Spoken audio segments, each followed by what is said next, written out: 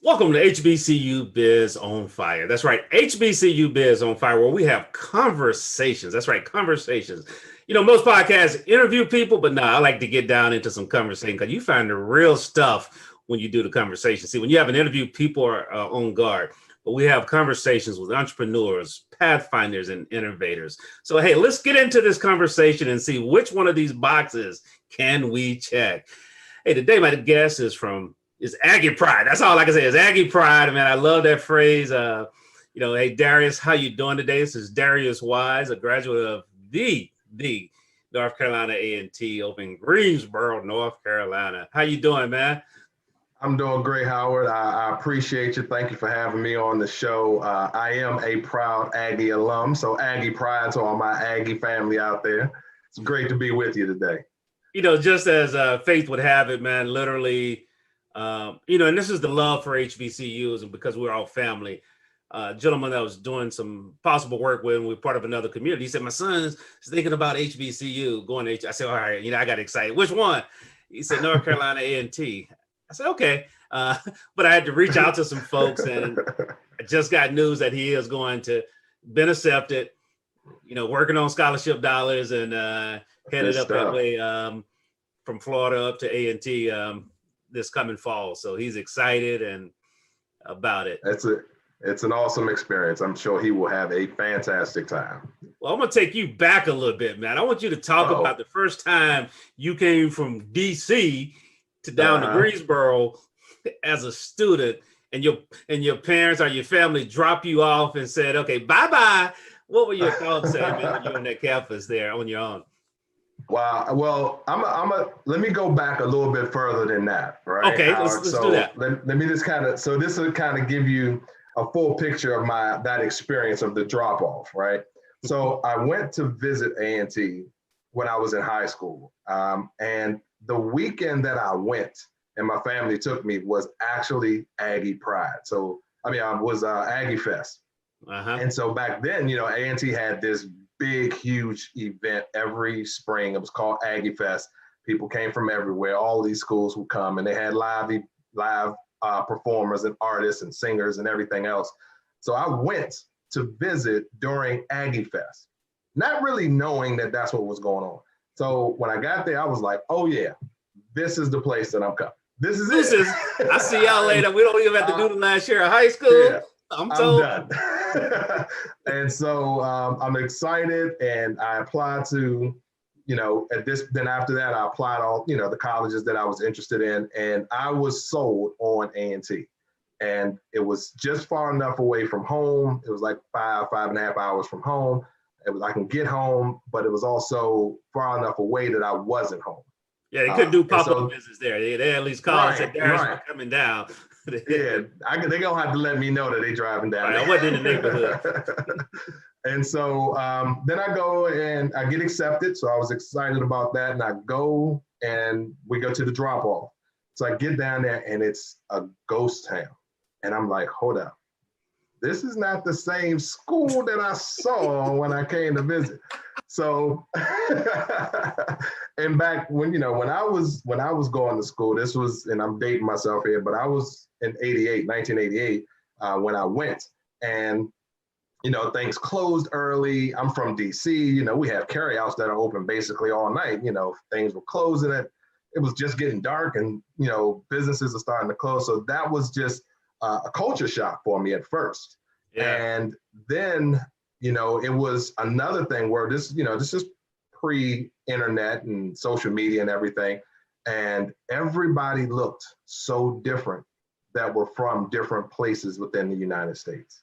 So, if you were from New York, you had your look. If you were from DC, you had your look. If you were from North Carolina, or if you were from Georgia. You went from the shacks to the fades to the exactly to the crop cuts. What the haircuts, the hairstyles, the actual clothing, how they dress. So you always knew, you can kind of tell where somebody was from just by looking at them. And so that was an interesting piece too, just to see so many different Black people that had so many different styles. So it was just getting used to that and understanding how to kind of navigate that space coming from DC, coming from the city, going to basically the country, quote unquote. And so when my parents dropped me off, I'll never forget this, and I'll give you this story real quick. When I was checking into my dorm, there was a gentleman. Now, this is back in the day of beepers and pagers. I am really dating myself here, Howard. But this is a time for of those beepers. Students that are talking about what a beeper is, it's the little thing they want to help that actually they would text you the number, but then you had to go find the phone to call that number. Okay. And to go find the phone and call them. So, and back then that was like doctors were really the only ones that had them, and people in the pharmaceutical business. That pharmaceutical business. Yeah. So it was a gentleman. It was a guy in front of me in line, and he had a beeper on his hat, and I just had never seen that before. And my parents, who were all excited about me being there, I'm looking at him kind of sideways, and he was a very outgoing person. And so him and my parents started talking, and then I kind of, they were trying to bring me into the conversation. And it's so ironic because just being in that space of an HBCU and you're being surrounded by people that look like you, that guy, his name is Sean Washington, that guy became one of my closest friends, and is still one of my closest friends to this day. So, I always tell people. And he was originally from New York, but his family had moved to Wilmington, North Carolina. Okay. So he was kind of a hybrid of New York and North Carolina. And, but I just tell people, you just never know who you're gonna meet. Step outside of the norms of what you're expecting and making judgment just based off of when you first see somebody. Because Sean did not dress like we did in DC. And it could have been easily something where I could have looked at it as he's not like me and not really reached out. And I would have missed a great friend, So it's a great opportunity for us to see others and interact with others just like us. So it was a great experience for me. The drop off was very interesting, but we made it the best experience that it could be.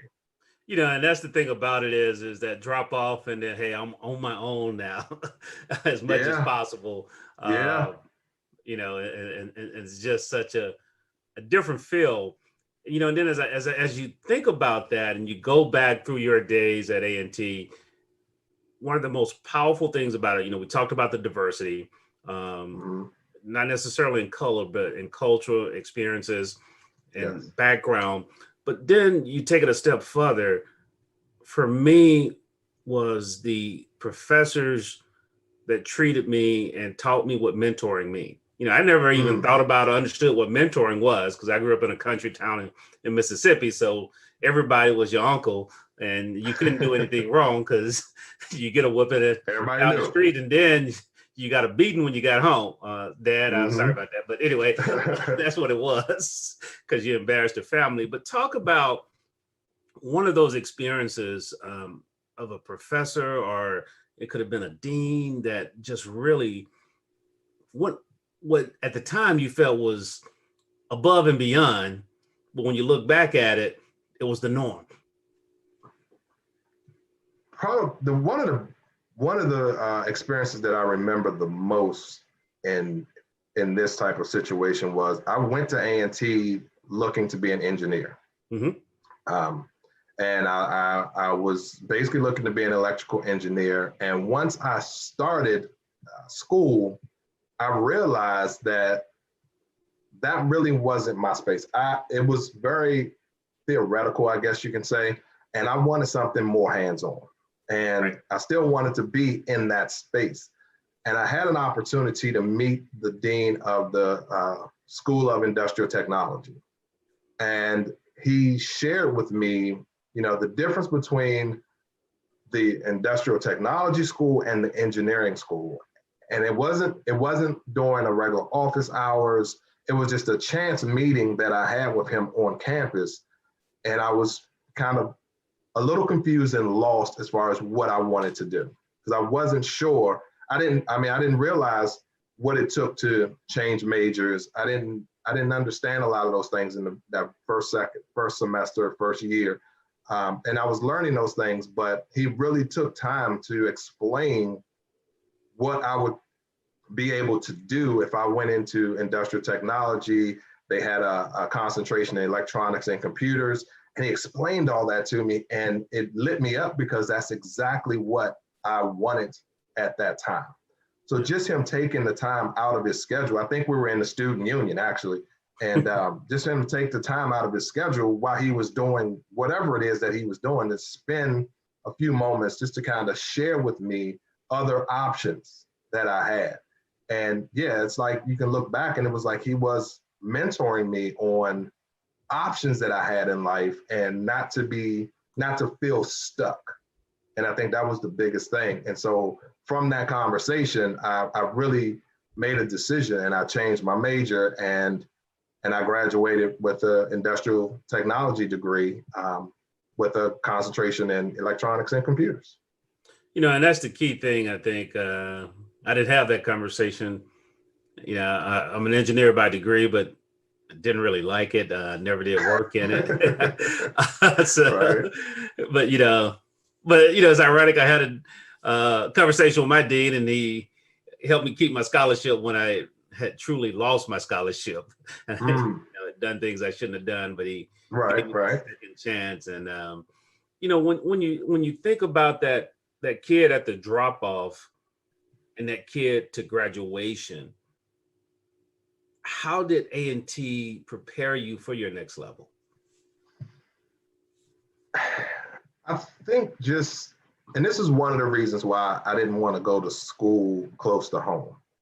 I think the biggest thing for me was just learning how to make good decisions, figure things out, and be somewhat on my own, and not having, you know, my parents right there, you know, really kind of looking over my shoulder for everything. You know, we learn the most a lot of times through the mistakes that we make. And in that process, I made several mistakes. I had a little bit. You see, we can't go here. This conversation, this ain't no interview where we're gonna hit it and quit it. We got to go deeper here. Let's talk about one of those lessons or missteps. I don't call them mistakes. I call them missteps that you had. Which one do I want to share? I had a plethora of experiences at A&T. One of them was, you know, just when I got to A&T, I really wanted to kind of party, right? I'm coming from DC. We had our own culture. We had our own music in DC. I grew up listening to go-go music. I grew up, you know, going to go-go's, and that's just the party where the band was live and playing. And so I wanted to continue that, right? And be in a space where I could, you know, kind of party a little bit. And what I learned quickly, my very first semester, is I had 2 8:00 classes. And my parents were not very happy because at the end of that semester, I had failed both of those classes. And it wasn't because I wasn't capable of doing the work. It was because I wasn't able to get up in the morning to get there. So I learned quickly when my father told me that if this happens again, then you're coming home. And I realized after that first semester, that Christmas break was a very eye-opening Christmas break, right? to see myself in that situation. And you know, I had never been in a situation where I failed classes or anything like that in high school or anything coming up. But that was an eye-opener. And that was me realizing that it was time to kind of man up and grow up a little bit and take care of my responsibilities. I probably wouldn't have went through that or learned that lesson if I was home, because my parents would not have allowed me to sleep beyond the time I needed to get where I needed to go. So I had to learn that lesson. I had to learn it the hard way, but that was one of the biggest lessons that I learned, is that you need to be responsible for what it is that you have made a commitment to. Wow. And so, you know, I still like to party, but I knew how to cut it off and do what I needed to do to make sure that I accomplished the goal that I set out for myself. Hey, you just gave me something there. Lessons learned from the yard, man. Yes. Lessons learned while on the yard. While on the yard, yes. Yeah, that is so powerful as you think about that. As we get ready to go to a short break, we're going to come back and really just talk about, we talked about the drop off and some of the a couple of those lessons he learned in between with Darius, but we're going to come back and just have a conversation around what's next. Here's this industrial technologist empowered to empower the world in some way. And so we're going to come back and share that as we go to break on HBCU Biz on Fire. Hey, welcome back to HBCU Biz on Fire. Hey, I'm here with Darius Weiss, my guest from Aggie Pride. That's right, North Carolina, Greensboro, North Carolina, and Kakalaki, as they like to say. Some people do.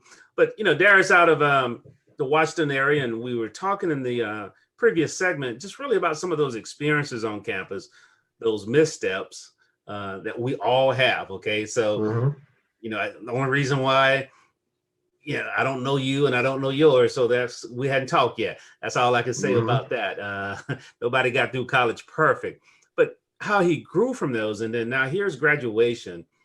What were your thoughts on that graduation day as you got ready to move? And then just share a little bit about what were your next steps immediately after graduation? Here's another wrinkle in my story that may not be the story that most people had. My senior year in college, well, my fifth year, which was I like to say my second senior year, or either my first senior year. I had two senior years. I did that. I had two senior years. So going into that year, I was excited. I had everything mapped out as far as what credits I needed, what I needed to graduate, and I ended up being in a situation where my girlfriend at the time got pregnant. And she went to A&T too. She was actually from DC as well. And so that kind of put a little wrinkle in things for a minute. And we were both very scared because we weren't sure how we were going to be able to finish school in that situation. So we worked that out. We kind of started calculating days and times and months and when things may happen. And so come graduation, I'm excited. We both graduated at the same time.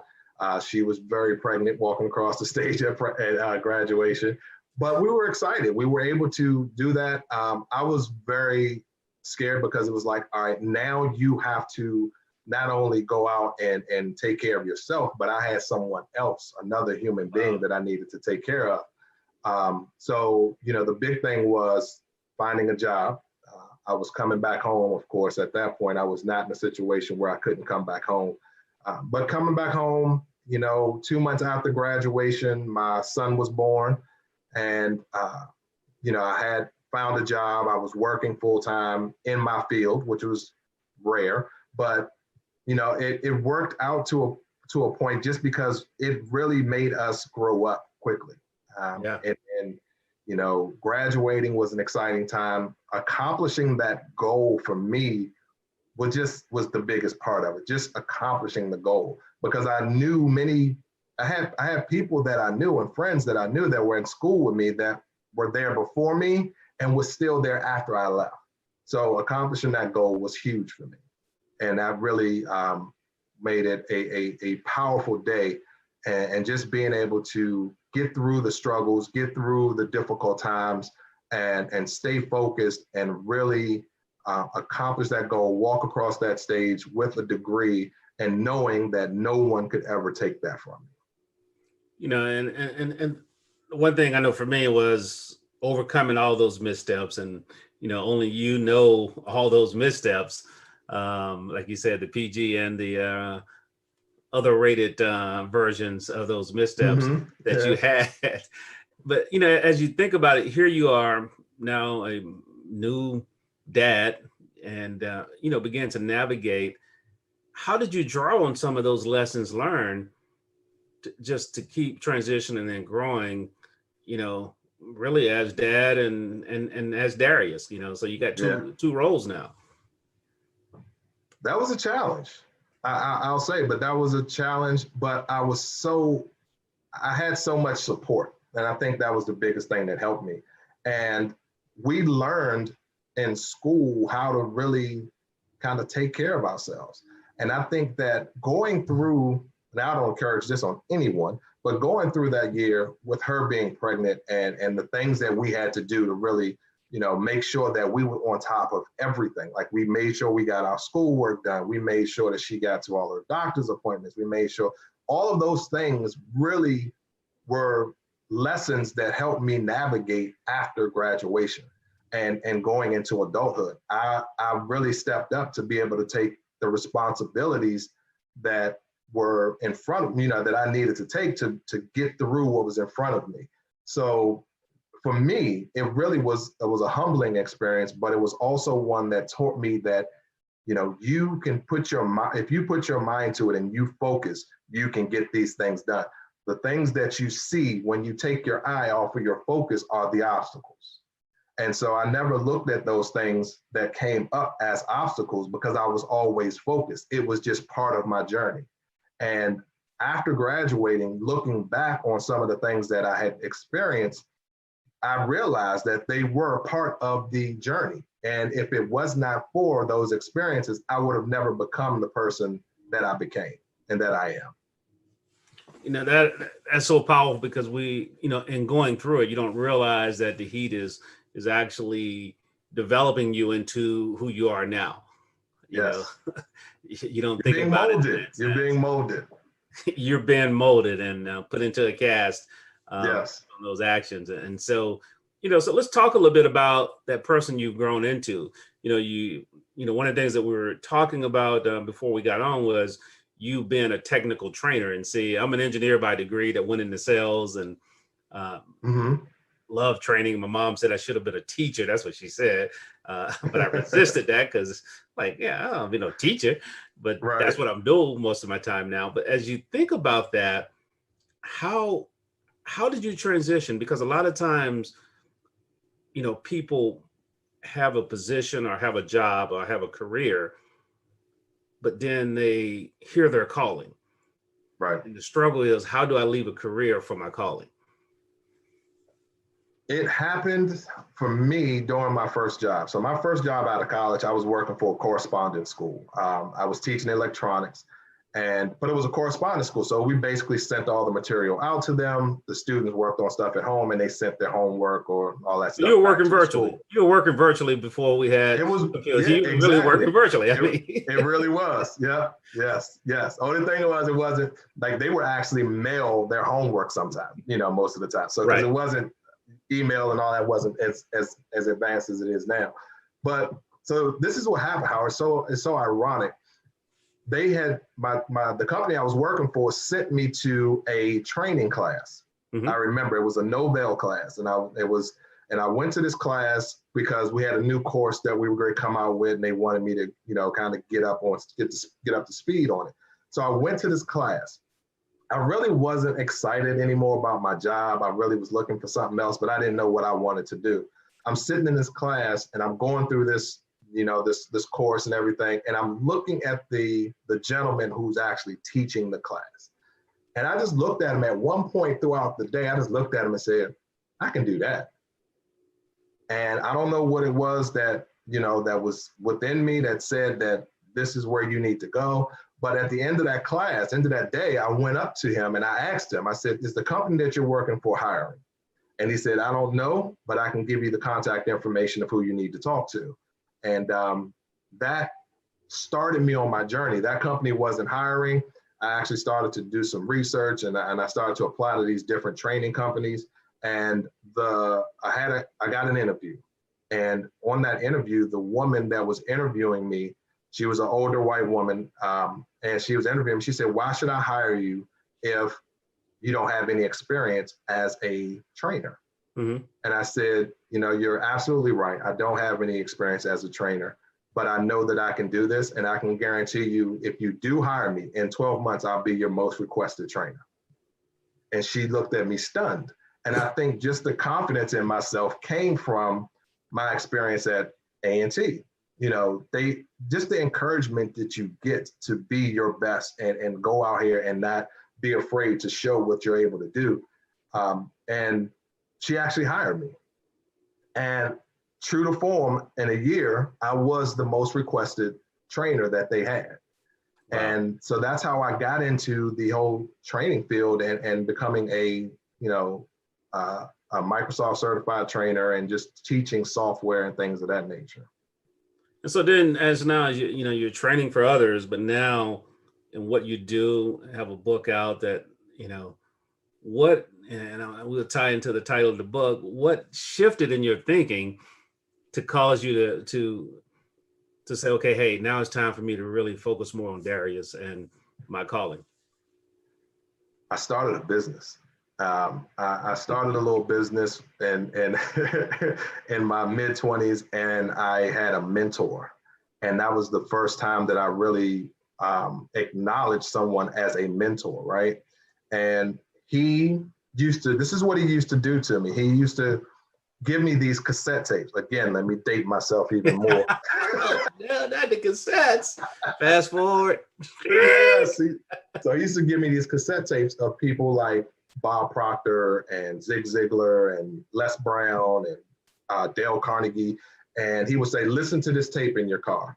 And I was so resistant in the beginning because I was, at that point, I'm in my mid-20s. I wanted to listen to music in my car, right? I didn't want to listen to someone speaking and talking to me. But the problem was he would actually quiz me on certain things that were on the tape. And I didn't know the answers in the beginning. He said, so if you want my help, this is what you need to do.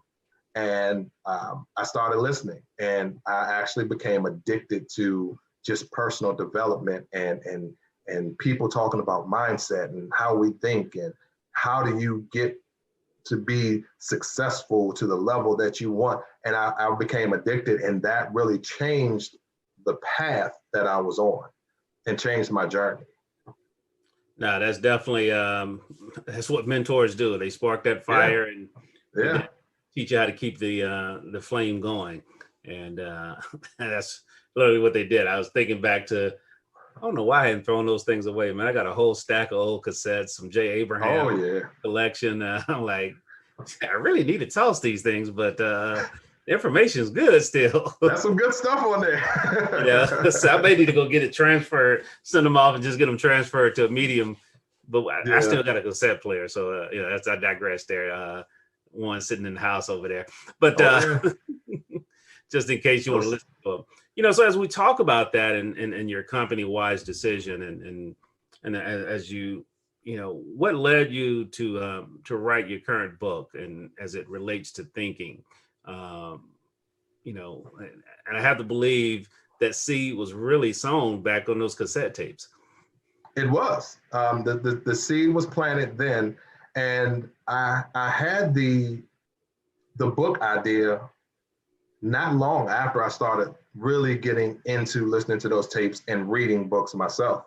At that point in time in my life, I had not read a book cover to cover, you know, and that was really the beginning of that transformation within me. And I had an idea when I was probably 25, 26 that I wanted to write a book. And here's what's so ironic. I had the idea of writing a book. I had the title of the book, but I didn't know how to do it. I didn't really have anybody that I knew that wrote a book that I can go to and talk to about it. I didn't have anyone that I really felt comfortable sharing the idea of, I want to write a book, because I didn't think that they would think that it was something I could do. So I buried it. I buried that idea for 20 years. And in 2016, 2017, it came back. Like, this desire came back. So my spirit brought back up that you need to write this book. And at that point, I had gone through some things. I was, my business was moving, and I had studied neuroscience and mindset and how we think. And it just all fell into place. And instead of it being a 20-year gap in between me having the idea and writing the book, I actually wrote the book in a matter of a couple of months. And that's how I got to that point. But I had the book idea. So when you said that planted the seeds, that it sowed the seeds. That was true. I had the idea then, but it took me 20 years to believe enough in myself that I could do it to actually write the book. Yeah, I mean, every seed has a different germination cycle, and so Yes, it was just happened to be 20 years long. But but the things that the thing about it is, and as someone's listening to this, and you're in a place now that you may not be prepared to do what that idea in your head is, and so there may be some other things that you have to go through and grow through in order to make that happen, and that's part of what happened with Darius. It is. Book 20 years ago might have been okay. But now this book here is totally different. It's going to help you. So Darius, as we get ready to close out, I always like to ask this question. If you could talk to a graduating senior at North Carolina A&T today, what would you share with them? I would share with them first to be very conscious of the thoughts that they have. And what I mean by that is that we program ourselves as well as we're programmed by society and things around us, but we program ourselves based on the things that we say.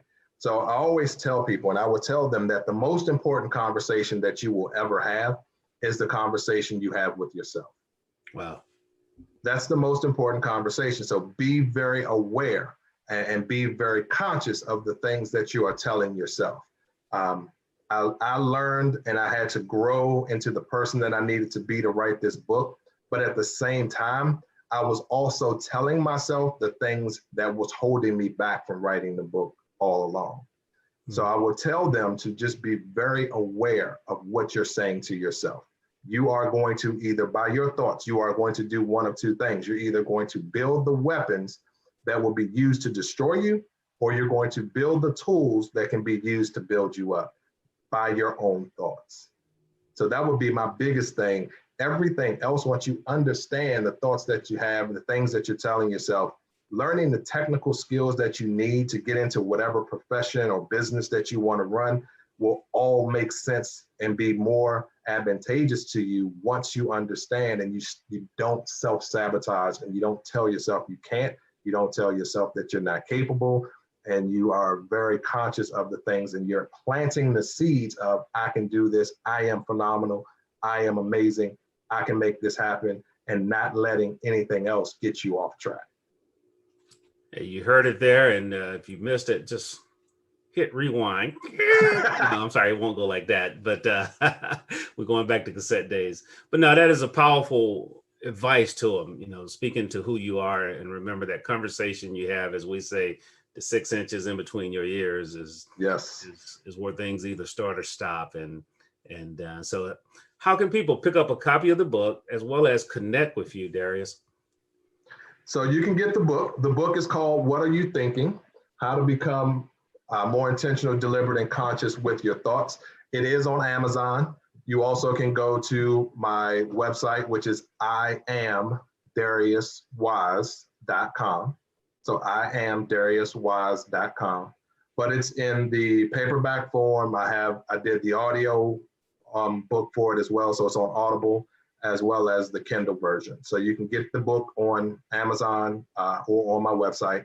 And if you want to reach out, I'm on basically all social media platforms. My handle is @DariusAWise, @DariusAWise. And my email, you can always email me as well. I'm always happy to get emails, but that's Darius@IamDariusWise.com. Now, Darius, thanks a lot. Reach out. Being our guest here today, man. I mean, make sure y'all reach out and connect to Darius. IamDariusWise.com. Make sure you go and connect with them, as well as pick up a copy of the book and let us know what you think. Let him know what you think about that.